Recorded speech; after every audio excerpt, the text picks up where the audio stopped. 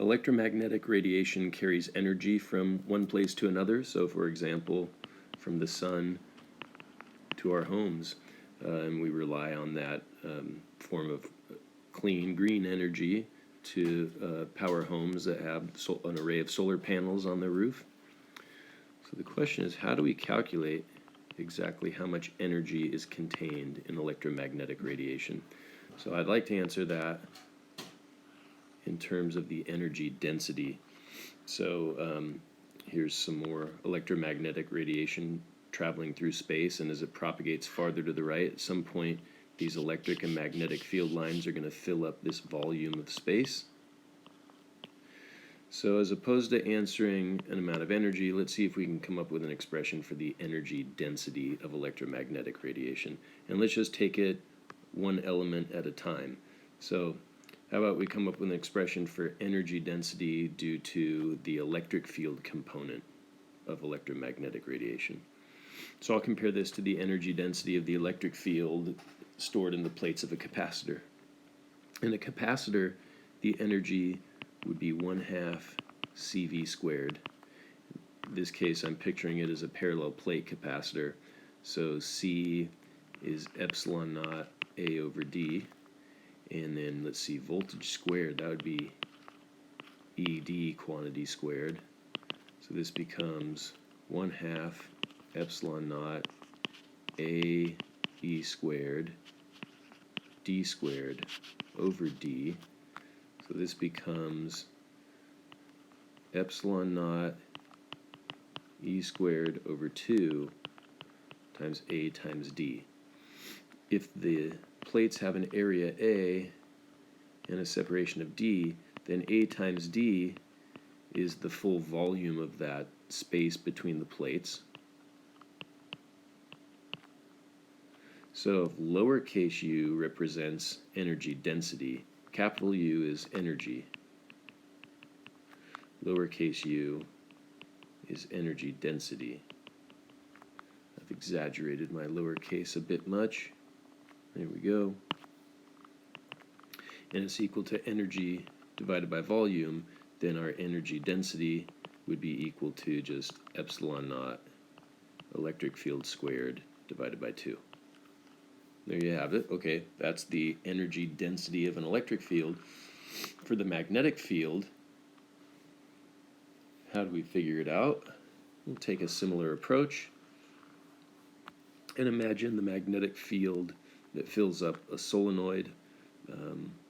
The energy of a magnetic field, or of a solenoid anyway, is 1/2 Li squared. So let's see if we can figure out the value of the inductance. Let's see.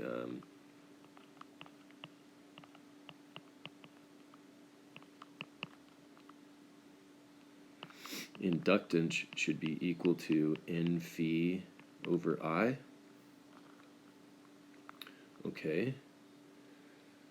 So now we need to get phi. This is the same thing as N B times A over I. Now we need to get B.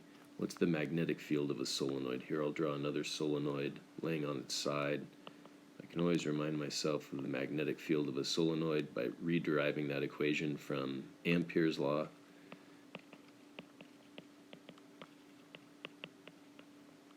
So if there's a conduction current flowing through the coils of the solenoid that we just call capital I, and we say our Amperian loop has a length of L, then this just becomes BL equals mu naught times the number of loops enclosed my Amperian loop times the conduction current.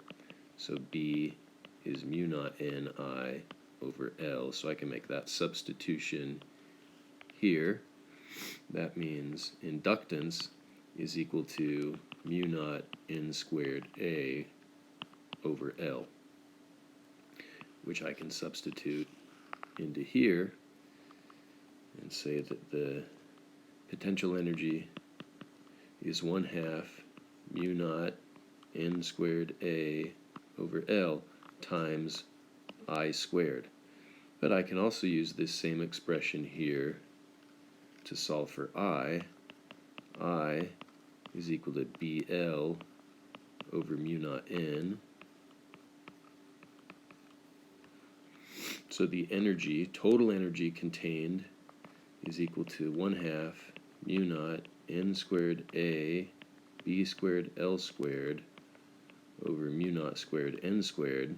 Looks messy, but a lot of these terms are going to cancel out. The n squared cancels out completely. One of the symbols for permeability cancels out. And, oh, I'm missing an L. Let's see, I had an L here that I didn't account for. My bad. So now, one of those L's cancels out. It looks like we're just left with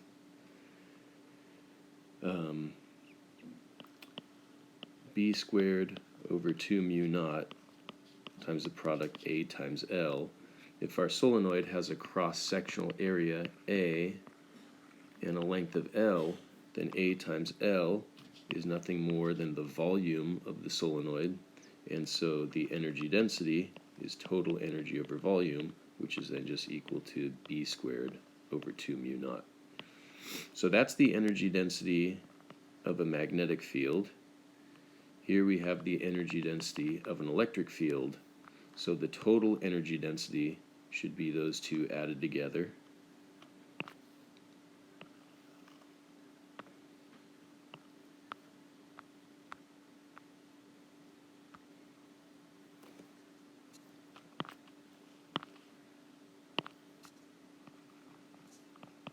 The total energy density of electromagnetic radiation is equal to permittivity times electric field strength squared divided by 2 plus magnetic field strength squared divided by 2 times permeability.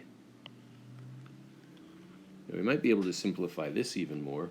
In the previous video lesson, we found that electric field intensity is equal to the speed of light multiplied by the magnetic field intensity, or in other words, magnetic field is electric field divided by speed of light. Magnetic field squared then is E squared over C squared. And we also found in a previous lesson that speed of light is equal to 1 over the square root of epsilon naught times mu naught. That would mean C squared is equal to 1 over epsilon naught mu naught, which means 1 over C squared is equal to mu naught times epsilon naught. So if this is right, and I can make this substitution, then magnetic field squared should be equal to mu naught times epsilon naught times electric field squared. So if I make this substitution, I can say that the total energy density is equal to epsilon naught E squared over 2 plus mu naught epsilon naught E squared over 2 mu naught. So that cancels out. So we get total energy density is epsilon naught E squared over 2 plus another epsilon naught E squared over 2. So ultimately, total energy density is just permittivity times electric field strength squared. I'll leave it up to you to convince yourself another form of this equation is total energy density of an electromagnetic wave or of electromagnetic radiation is magnetic field strength squared divided by mu naught.